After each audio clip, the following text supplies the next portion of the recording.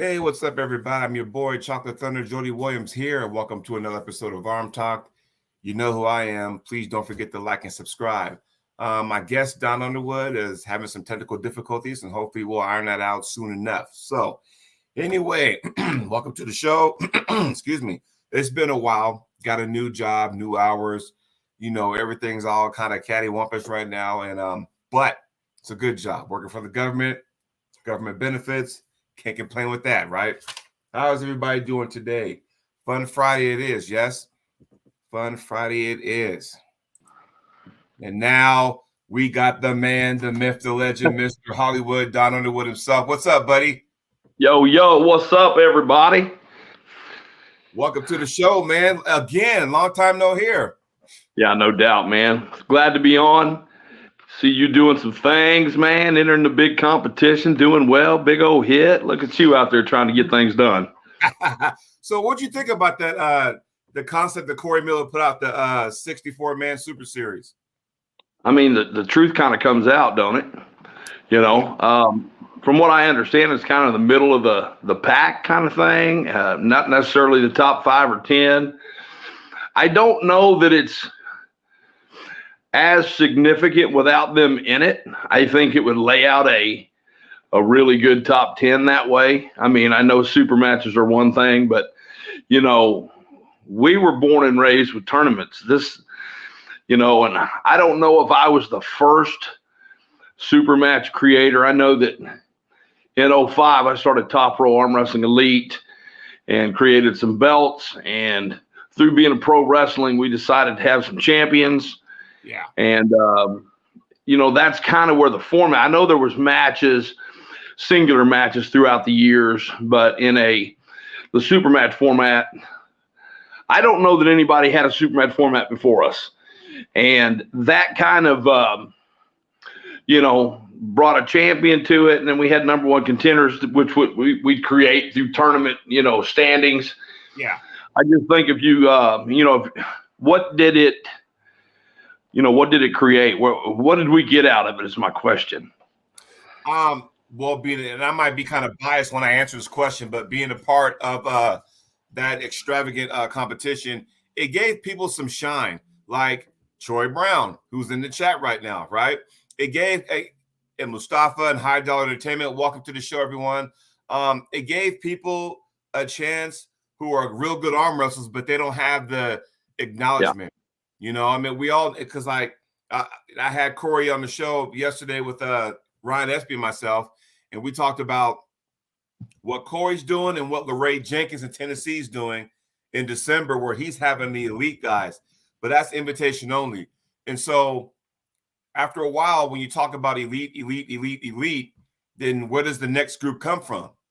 You know, they got to come from somewhere, because I know when No, I agree with you. And I think it's the meat of the entertainment when it comes to tournament arm wrestling, you know, or I mean, ultimately, you know, I think it's face-to-face matchups that you need. I think you need to put some sort of tournament together, you know, and open the doors to everybody, and then, you know, sell tickets to the finals. I always said that.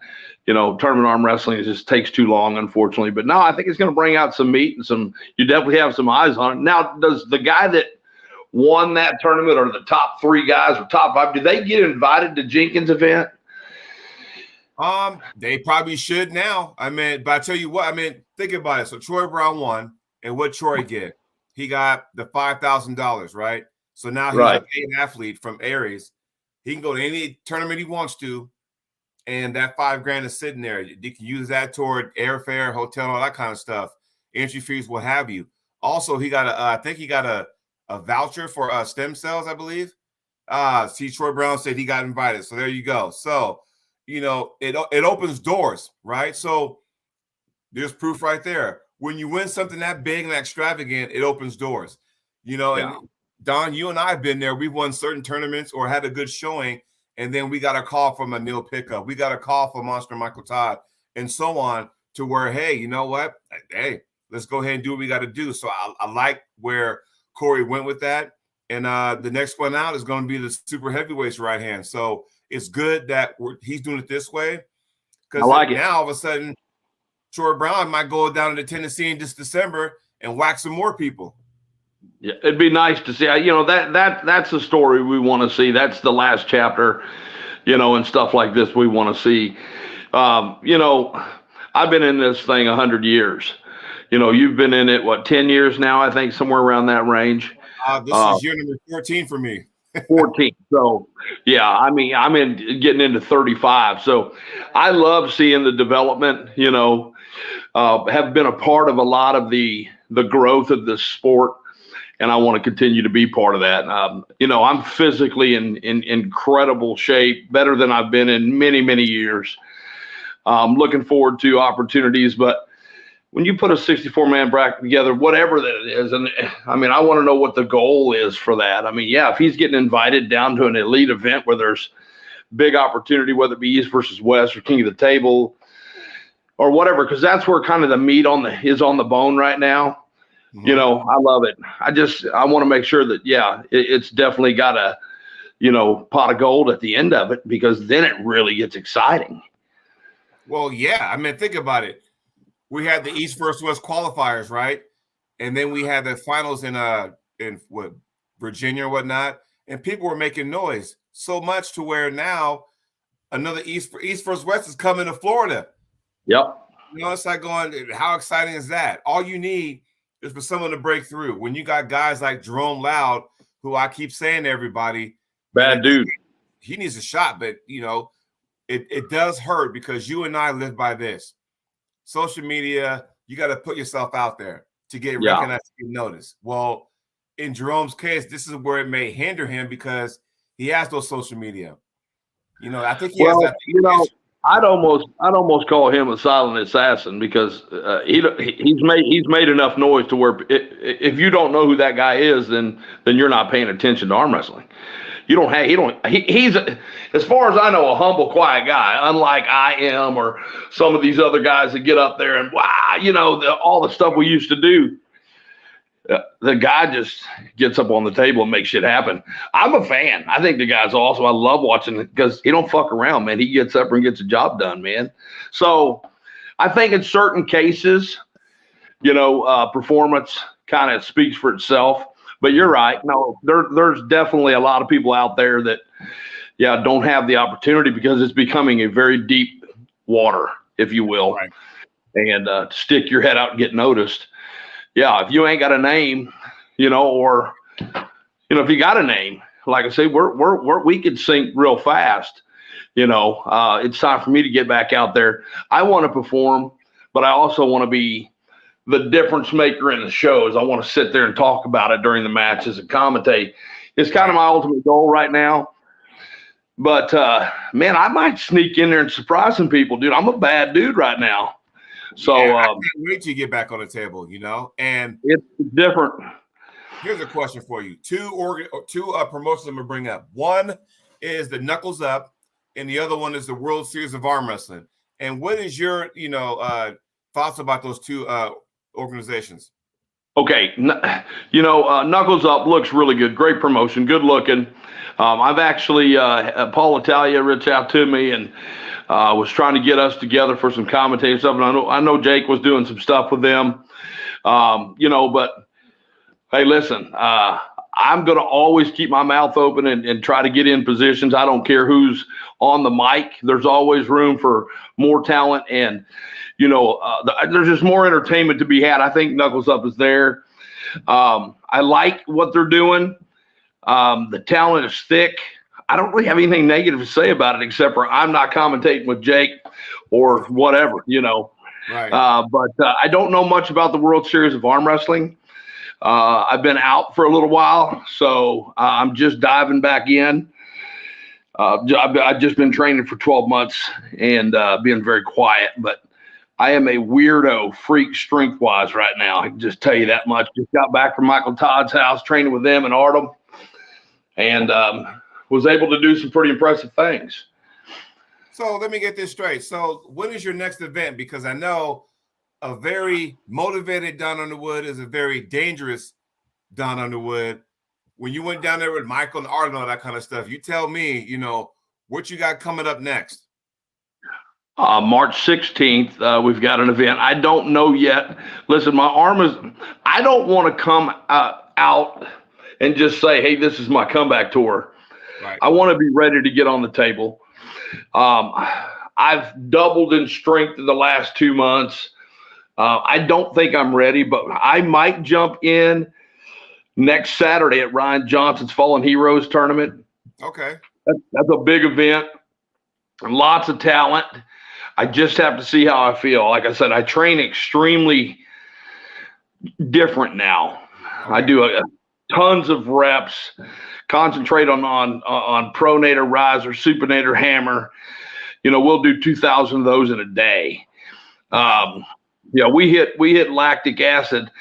That's when the training begins.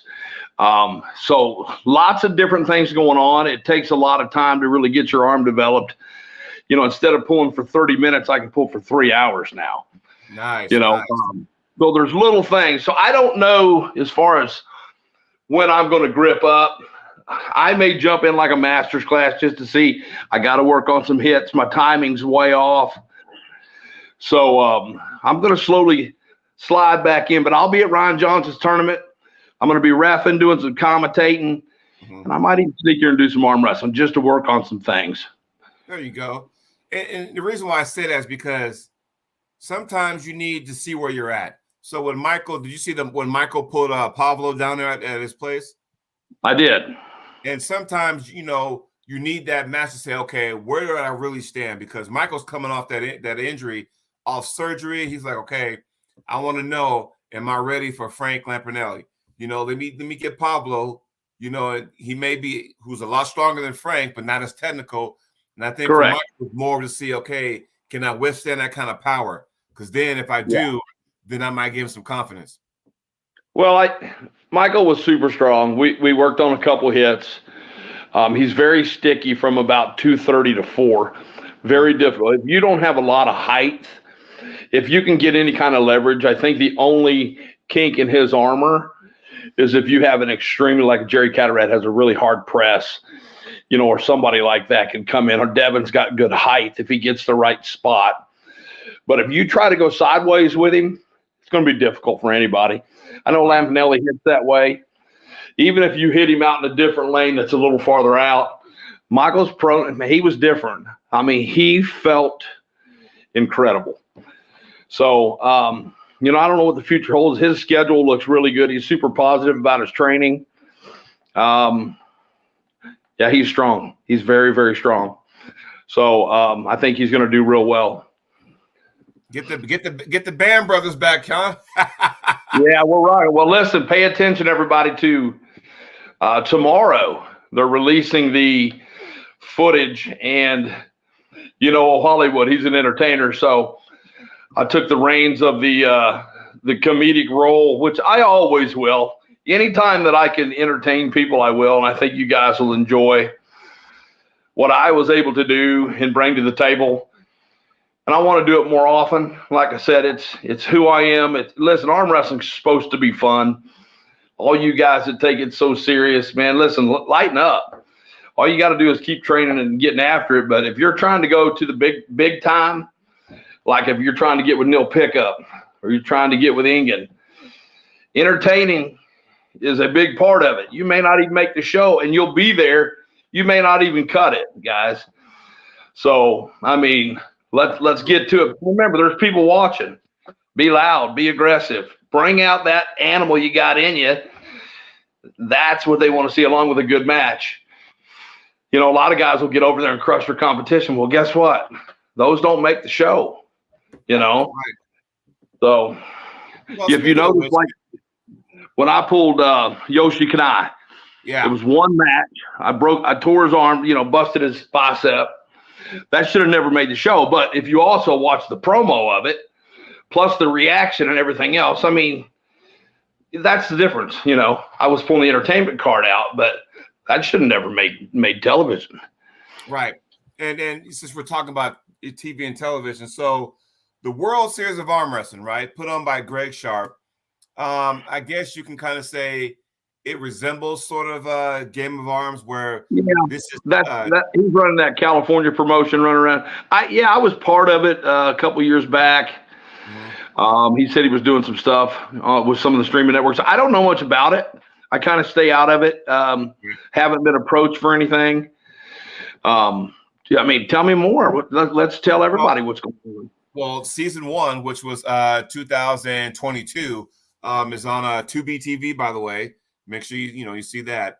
It was more of arm wrestling events and qualifiers that he actually voiced over and kind of called the action. But season 2, which was last year, that was more of, okay, now we're going to take some athletes, travel to their place, do a couple of promo clips, tell them about yourself, tell me a story to get everybody wanting to know who you are and stuff. So it kind of did that, kind of resembled Game of Arms to a certain degree. And so we're just waiting for that release. And then, of course, this year is season 3. So it's weird because when you go to those events, no one's allowed to take pictures or photos or any video or anything because it's, production crews there. So, the finals are always in San Diego.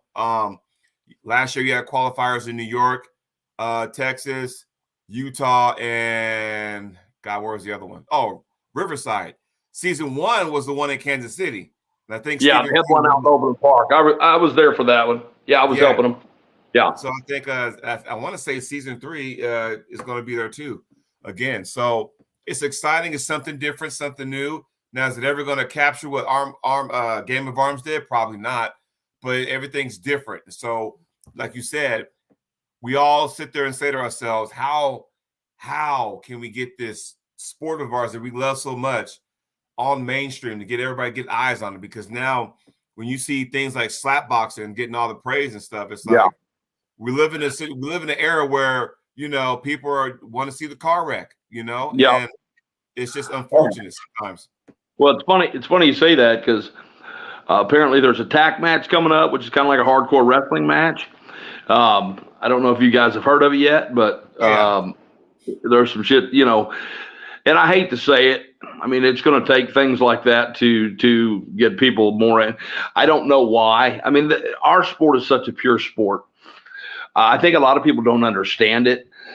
And if you're watching it, the setup alone, the slip, the strap, the arguing, you're 15 minutes in before you get a match. So there's the biggest problem. You're not going to be able to sell tickets to something like this. But if you could edit it down, to if you get like five matches, say it was, the Chafee match when he pulled Vitali. What was that? An hour and 15-minute match? Well, one guy left on a stretcher. So, I guess the best thing that I've seen recently is the Core Sports did an arm wrestling deal. It was on ESPN early in the morning. It was like revisit arm wrestling revised or arm wrestling reloaded or something. And they did a 30-minute reel, and it had like 6 or 8 matches, full matches in it. And man, it was so exciting, amazing footage. That's the type of stuff you've got to present to people. I've been in many, many offices on many, many calls.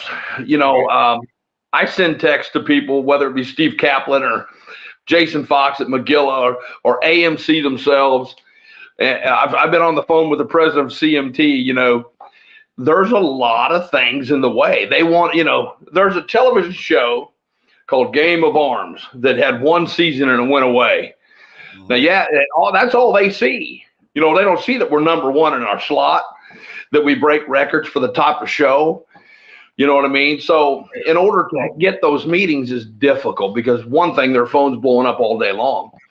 So ultimately, I guess to make this story a little shorter is the old adage, it's not what you know, it's who you know.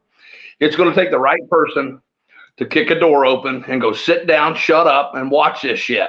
And give them something edited and say, this is what we can do, But along with some of the statistics from Wide World of Sports, Game of Arms, we've always had the highest ratings. NFL football, arm wrestling, MLB. It's never been higher ratings. So, but again, you got to get in front of people, and you got to find somebody that's going to listen. That's difficult to do in the entertainment industry. Yeah. And I'm gonna elaborate more on that as Ryan Johnson says, "Yo," by the way. So, yo, what's up, buddy? That dude's doing some things, man. Y'all need to get out and support. If you ain't been to one of Ryan Johnson's tournament, y'all missing something. That's legit. I've been there. Oh yeah. No, I know it. Yeah, it's legit, man. There'll be 500 people there. There'll be 500 pullers. It'll be stupid. We're definitely going to break fire code. Yeah, it's awesome. Yeah. Very well run. Yeah, it's good shit. So Arm Gods is the promotion that's going to have this thumbtack match between Uncle John and Evan Burgoyne. So entertainment, and I'm sure the press conference is going to be lit too. So I'm going to tell you something, and I want your opinions about it. Do you remember the match between Evan Burgoyne and Paul Maiden? No. Okay, watch this. Well, I'm about to tell you, and you tell me what you think. So here's Arm Gods. They're based out of Ireland, Great Britain, that area, and the main event for the Commonwealth title belt, because you know about title belts, it was for the Commonwealth title belt. It was Paul Maiden. I know you know who that is. And Evan Burgoyne, right? And they would, shit talk each other, trying to build their matchup. Totally get it. Now, the press conference, the night before the event, they got up on there. Ozzy Arm Wrestler was on the mic. They had both guys at the table kind of doing the stare down and whatnot. And Ozzy's like, well, tell me why you're going to win, this, that, and the other. Paul says his thing, gave the mic to Evan. Evans, with a beer in his hand, talking shit as always. And here's the deal. I'm going to knock you out. Don't touch me. And then, Evan had the long beard, and Paul took his hand and started to tickle that. And that pissed off. And then Evan took the beer can, smacked him over the head. That press conference right there got, I don't know how many more views. Right. To where now I'm going to buy the pay-per-view because I want to see that car wreck after what I just saw. What are your thoughts? Yeah, in my opinion, that's probably a work. And if a work means it's set up, which if it ain't, then good, because it should have been. Honestly, man, it's not hard to create characters, heels, faces. The whole pro wrestling thing's been done. I mean, I've been begging for it to come into our sport for years. I pro wrestled for 7 years. I ended my career almost kicking the door into ECW. I was backstage with Sandman, Rob Van Dam, Rhino, drinking and doing God knows what with those guys, trying to be part of the crew. But that's what sells. Violence sells, sex sells. At the end of the day, we want to compete, and Game of Arms was the same way. They shot the real tournament, and then they slow-moed a bunch of shit, and then they heated up with some drama, and I mean, it's all the same. And look at the ratings. So yeah, I mean, it's there to be done, but the problem is that shit costs money. And if somebody believes in it enough, and you got the right talent, you can absolutely make superstars out of people. Travis Bajan has done it on his own. He's one of the biggest heels in the world. Yes. Devin's becoming that as well. Look at the followers he's got. He's a fucking heel. He's the one, if you like him, I don't know, whatever. He's a heel. He's a bad guy, and people want to see part. Because, and we'll go back to Game of Arms, which, we'll probably touch base on a few times during the show. You were perceived as the heel until absolutely Travis. Then all of a sudden, Don's the babyface now. Don has the belt. Travis is being Travis the whole season. He's a loudmouth. Please, somebody knock him off.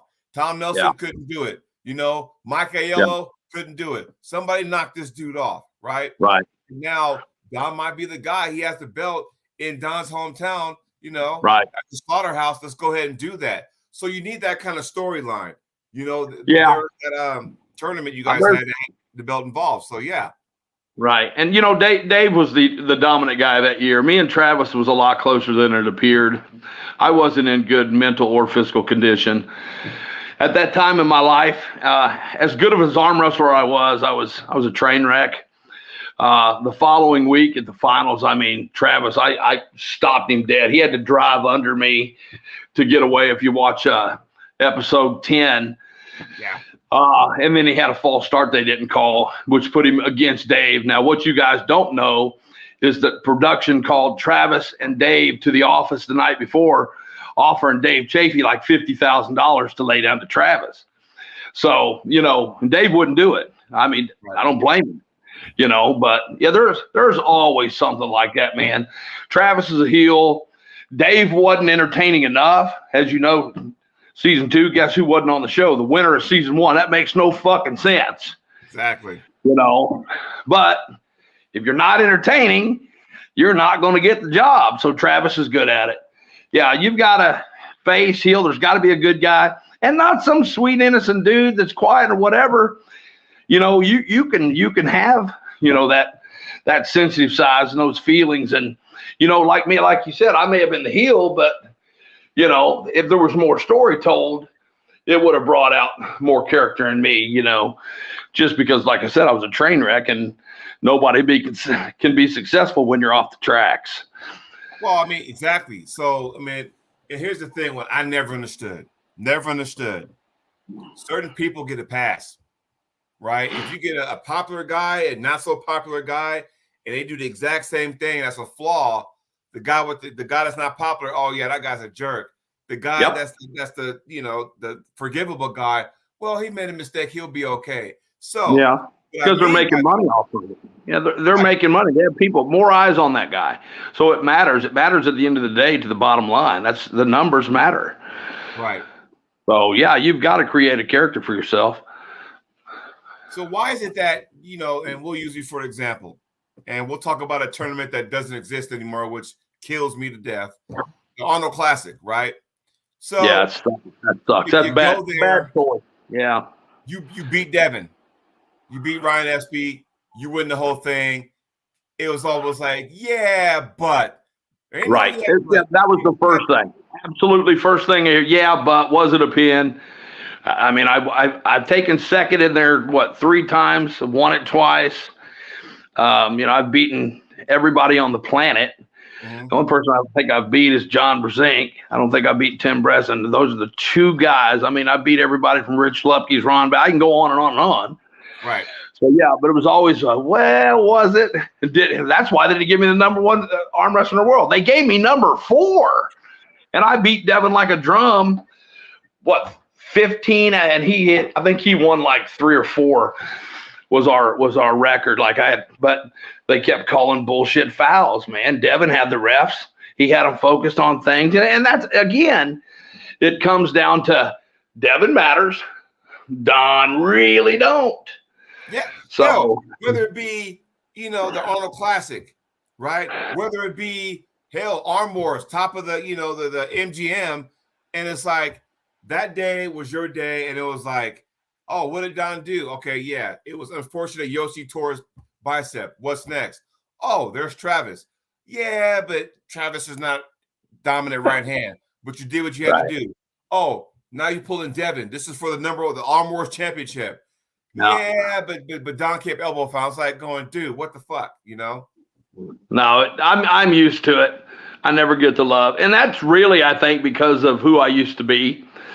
And, the difference between that guy and this guy now is that I'm more dedicated, definitely to the sport, to the craft, to the gym.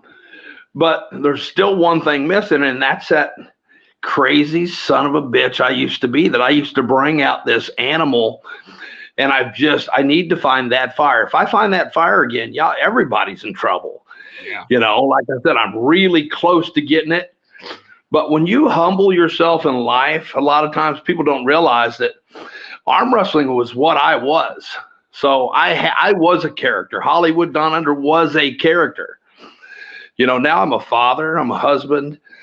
I care about a lot more things in this world than arm wrestling. I'm 51 years old. Mm-hmm. But if I want to turn that switch on again, which I really think it's about halfway on, to tell you the truth, man, I'm nasty right now.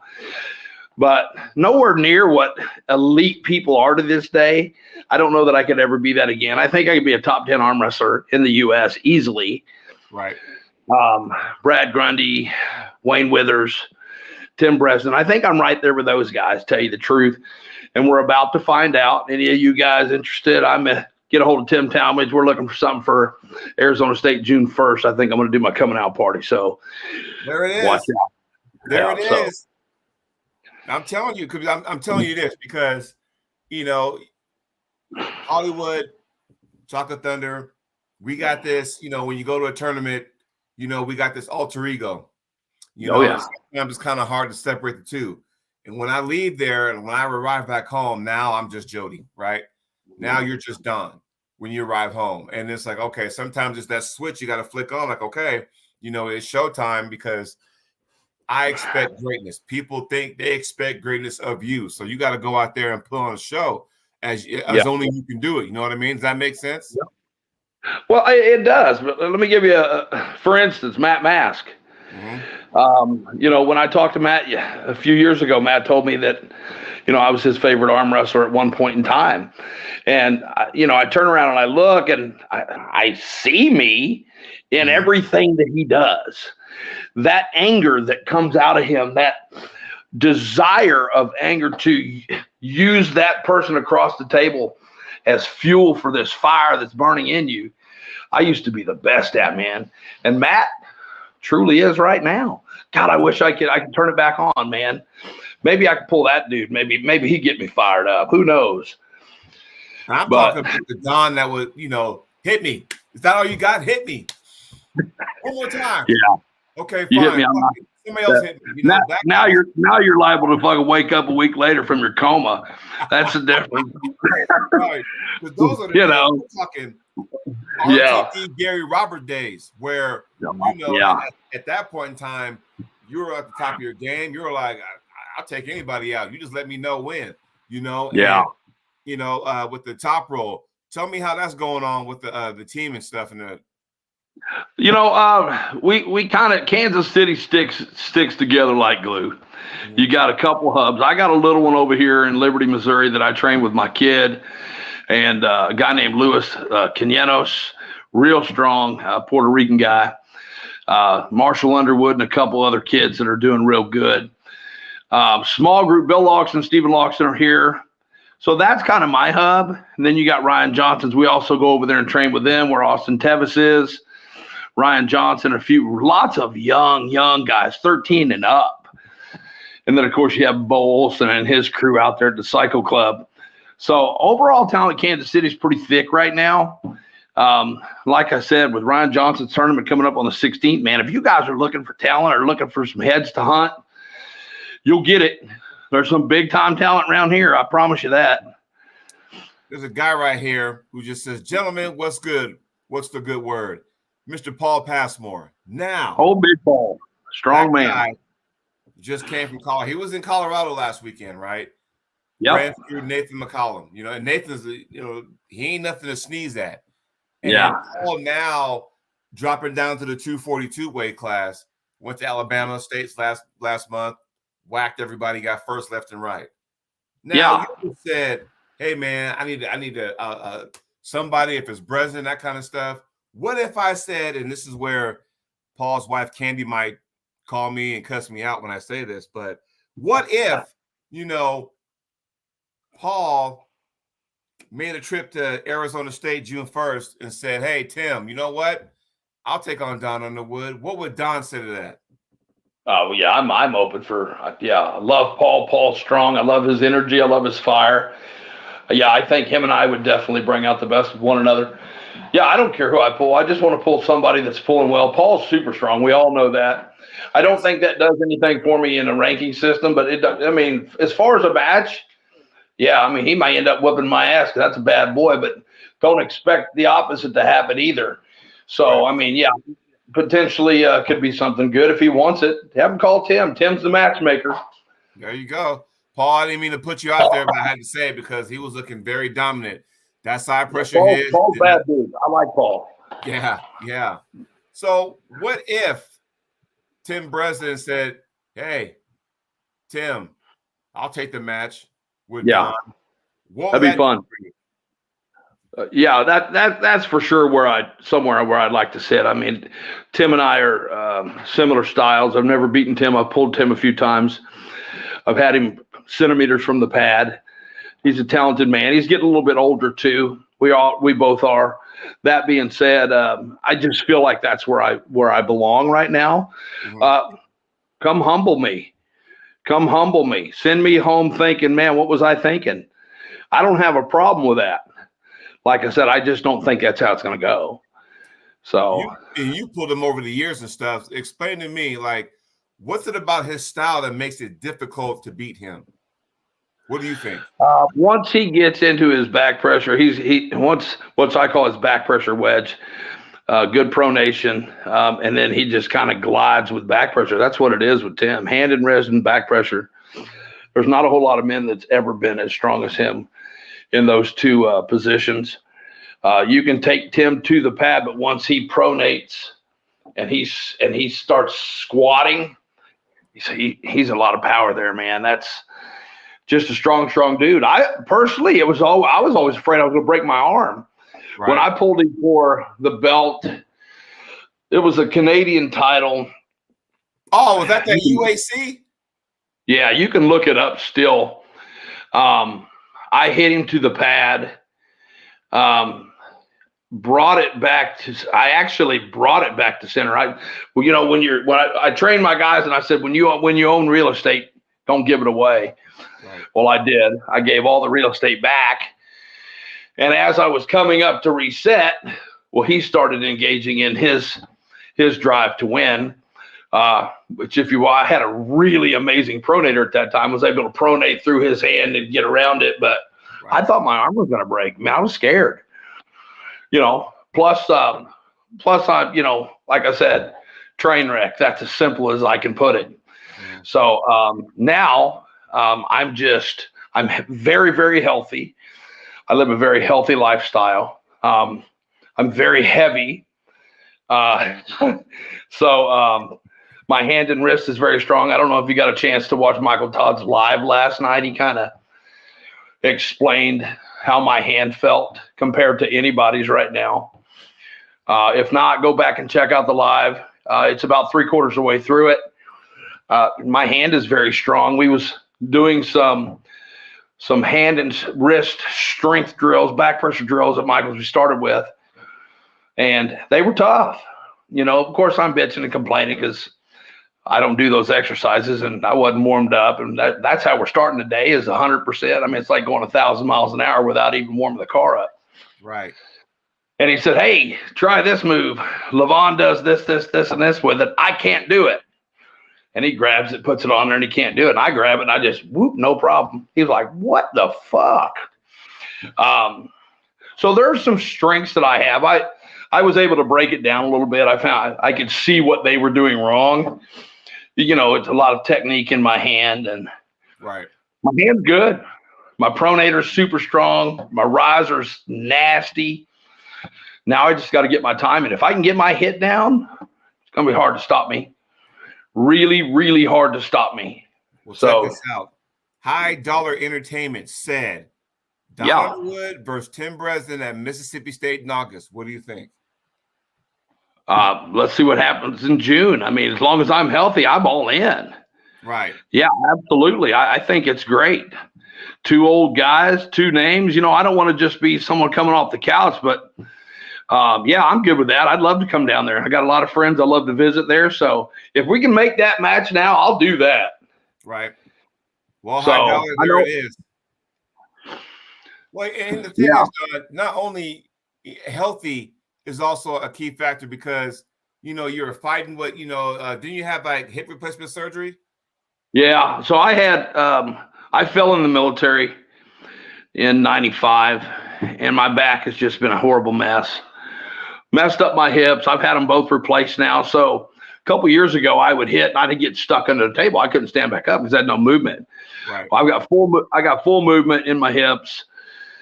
My back is much stronger. I've been focusing a lot on back pressure, lots of heavy, high rep stuff. I think I'm very, very strong and an opponent that's going to, if I don't win, it's going to be a very hard day. Let's just put it that way. Nothing's going to be easy pulling me right now. I don't care who you are. And I say that because, a lot of people out there, because we're competitors, we want to get out there even though we're not 100%. However, you don't realize how much you need that your back or your hip when you can't use them. And then you feel like, I'm only not only one-dimensional, I'm only half-dimensional because I can't do a whole lot because you're in pain and you're injured. And, that can go against you. When you are pain-free, you can attest to this. The confidence level shoots through the roof when there's no pain. Yes, you believe? Oh yeah, 100%. That, and breathing. Those were the two things that I'm working on the most. I didn't treat myself the best, as I've said throughout this whole interview. So if you watch the Wayne Withers match, I think you were there, Jody. Oh yeah, I was calling the match with Bob Brown. So, I didn't have my inhaler with me, yeah. And I couldn't breathe. I was in the match. I definitely gripped him low, and he took off. And he'll tell you he fouled on purpose to get out of that one. He wasn't winning that. Right. And then got a little higher rise, but yeah, man, I couldn't breathe. So yeah, I got out of that one. He took it, and like I said, I definitely want that match again. I feel like he won it, but there were some factors that I hope that I can change. But that's what I mean by the top 10 guys, man. I mean, I respect each and every one of those guys. No excuses, man, on anything. But if you're not healthy, you have to be healthy first. Mm-hmm. So I'm really working on all that. And like I said, by June, July, and August, yeah, I feel like I'll be the best version of myself. And I'd love to be a part of as much as I can be in the sport. So in between now and then, you got nothing but time. And, you got some receipts to deal out. You still got, hey, Wayne, I want their rematch now that I'm healthy. Corey West, I want their rematch now that I'm healthy. So, just to put those at Tim Breslin, I want that match now that I'm fully 100% healthy. So, it goes to show you that, you know what? And then we'll see. You said next weekend is Ryan's tournament? Yeah. I'm going to have a lot of arm wrestling. My arm is damaged from Michaels. We pulled for several hours on Saturday, several hours. And then I walked in the Monster Factory Sunday morning and said, Artem, get your ass over here. And we started again without warming up. Right. Then I had Michael, then I had Artem, then I had Michael, then I had Artem, then I had Michael, then I had Artem. So, I mean, it was nonstop. And then I pulled Tuesday with a tree guy that was cutting some trees down. Him and his brother here, they were arm wrestling. Yeah, blah, blah, blah. Come on, that's it. We arm wrestled. Then I had practice Wednesday. Then I did 1,600 reps about 3 hours ago at the gym. Pronator, riser, hammers, all maintenance stuff, So, yeah, I'm beat shit, man. So, hopefully I have something. I got one more question before we wrap this up. And now, because you did mention that you changed your workout revision without giving out your secrets, because some people are built different. We'll take the guys who are all about table time. So you take the John Brzezinks, you take the Devin Larratts. You got the guys who are the workout warriors that put the work in. You get the Michael Taj, you get the Todd Hutchings. So, everyone's different. Why do you think that is? Is it because of body structure? Is it because those guys, if you put those 4 guys I mentioned, those 2 on each side and flip-flop, would they be as successful doing it that way? Well, first of all, the first thing I do when I find an athlete or somebody that wants to be in the sport, I tell them find what works for you, and that's the thing. Mentally, if you feel like this is making me stronger, this is making me better, that's what you need to focus on. So if it's in the weight room or if it's on the table, for me, it's all the above. I want as much table time as I can get. But my belief in the sport right now is that if your hand and wrist and back pressure are better than the other guy across from you, you're going to win. That's what I believe. And if you can add some horsepower to that with a hit, again, these little things, find what works for you though. Just like, Devin arm wrestling every day, all day works for him. Yeah. But really, I think that's the key to success. If you don't believe in what you're doing, it's not going to work. So right. And High Dollar said, "See you next week, Woody. #Fallen Heroes." So yeah, I'll see you there, buddy. That's my dog. Do you know who's running that event? Who's going to run Fallen Heroes? I'm assuming High Dollar's going live since they're the ones speaking. Bill will be out there. Ryan will be there. I'll be there helping as well. I'm going to do some refereeing. Brian Kerner's out with a funeral. Mm-hmm. So you get to see my reffing skills. I'll be doing a lot of that as well. as some commentating, some MCing. I'll probably get on with Bill and talk through the live a little bit when I get tired of standing around. But I think it's a collaboration of talent. It'll turn out to be very good. Well, I'm excited. I can't wait to watch it tomorrow. So I know somebody's going live, and High Dollar, I'm going to be watching if you guys are going live. So, but my friend Don, thank you once again. I think you are the one guest that's been on here the most on my show. Well, call me anytime, man. Like I said, I love talking about it. I know we didn't get to talk much about your performance, and I wanted to talk to you some. You said we was going to talk about that. Just kind of pick up on some of the things that I was talking about on here. Pronator, riser, and supinator. If you're stronger than everybody else, you're going to be able to control the lane. So keep focused on that, guys. And Jody Williams, thanks for having me, brother. Yes, sir, my friend. I'll be looking forward to watch you guys tomorrow. Yes, you got to have that. You got to have that. Trademarking, friend. You owe me 48 cents from the last time you did that shit. So, but I did it with the one hand. You went two. Semantics. There you go. All right. Give me that discount. All right. 24 cents it is. There you go. All right, my friend. Have fun tomorrow, man. We'll talk to you soon. See you, buddy. Take care. Take care. That was Don Underwood. Hey, he's going to be there, tomorrow. Fallen the Heroes. Go support Ryan Johnston. Again, Don's probably on the show 4 times, maybe, give or take. So, yeah, he's a good dude. I'm glad he's back. Him and I, we sit there, we talk, talk shop here and there. So, I'm glad he's back. Everyone should be glad he's back. But, Tim versus Don, Wayne versus Don, Paul Passmore versus Don. I don't know. All I know is that June 1st is open. Don's looking for a match. Tim Tall match. I know you're at work right now, but I hope you see this. And I'm going to send this video to you so that way you can get on the phone and see what's going on. But until then, everybody, happy Friday. Enjoy the weekend. Be good to one another. Talk to y'all soon.